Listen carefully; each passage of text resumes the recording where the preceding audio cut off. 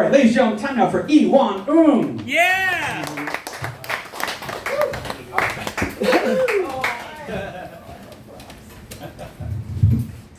Say hello to my little friend.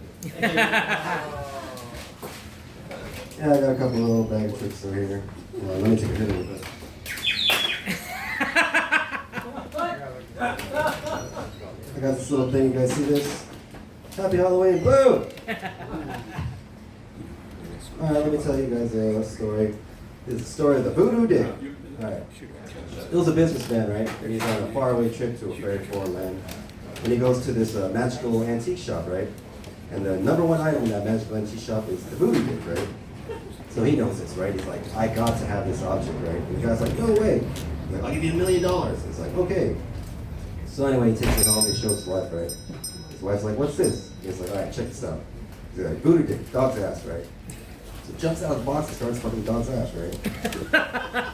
And then she's like, what the hell? And he's like, yeah. He's like, all right, watch, voodoo dick, box, right? And he pops out of the dog's ass and goes back in the box, right?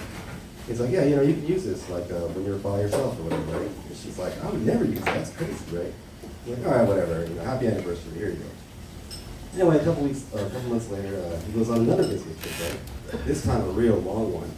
And so he's gone for a long time, right? So after a couple months, she starts thinking, hey, the voodoo dick, right? So she's like, all right, let's try this. All right, voodoo dick, my vagina, right? And so starts going to work on it, right? She's like, wow, this is working pretty good, right?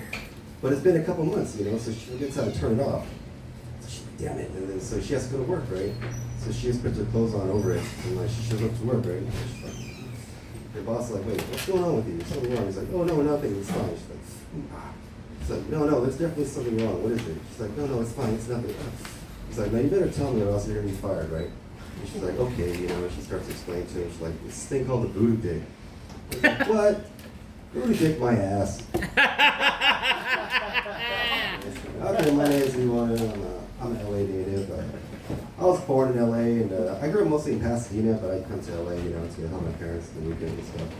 Like, you ever been to a liquor store or something and seen some little Asian kid doing homework in the back of it? That was me.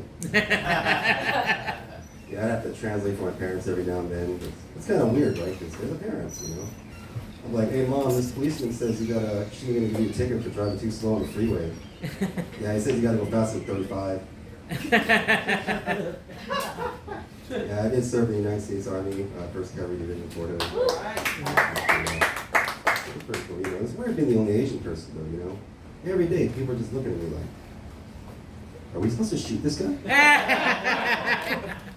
That's pretty cool, you know. You get some good benefits, you know, but probably the best benefit is the ability to give old men hard-ons. Woo! Yeah, old men, they love hearing Army stories, you know? Yeah. I guess because it makes them feel younger or gives them hope for the future or whatever. It doesn't matter what race they are. Like, if I meet an old man at a park, and I start telling him Army stories, then he'll come all over me. I was talking to this guy the other day, he said he was Persian. I'm like, you're Persian? Persia? He's like, yeah, where are you from? He's like, the Han Dynasty.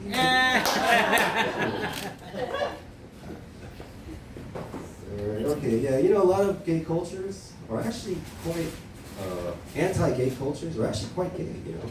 Like, for instance, the Arab culture, right? They're notorious for being harsh on their LGBTQ, yet their men openly hold hands in the street. How hypocritical is that, right? They're like, don't act gay. La la la la la. And Russians too, right? They're like world famous for being violent towards their LGBTQ. But I was watching the Olympics once, and after this gymnast did his jump thing, instead of high-fiving his teammate, he kissed him on the mouth. It wasn't just a peck, they were like really going at it. We don't tolerate the homosexual in Russia. Come, Vladimir. Very strange, you know. It seems that in other cultures, like, men seem to enjoy like a level of intimacy with each other that we kind of lack out here, you know. And I've seen it a little bit, you know. So I was in the army, right? And the army's like really like kind of anti-gay because it's so gay. You're constantly like forced in situations, surrounded by other guys, and you're either like totally naked or mostly naked, you know. Like the showers, for example, right? I used to see this one guy, he'd be there every time with a rock-hard boner. Yeah. At the time, the policy towards gays was don't ask, don't tell. Nobody had to ask if this guy was scared or not. He's all knocking over shampoo bottles and shit. That shock you. Like you go in the shower, you're like, what the fuck? At ease, soldier. Hey, it was supposed to be hardcore in the army, but not that hard, not that core.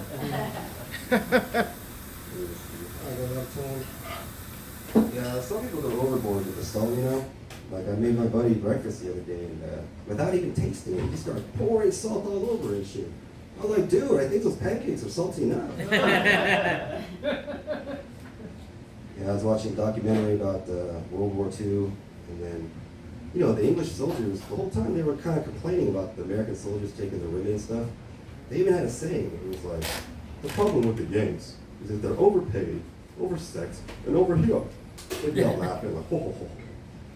Yeah, would you prefer the Nazis, you ungrateful bastards?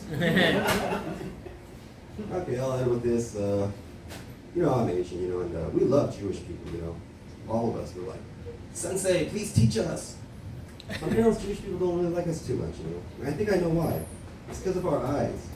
Like, if you look, it's not that my eyes are slanted or small. It's that Asian people have like an extra layer of skin over our eyelids. It's basically a foreskin, right? And you know how Jews feel about foreskins. All right, my name is Iwan, and I'm out of here.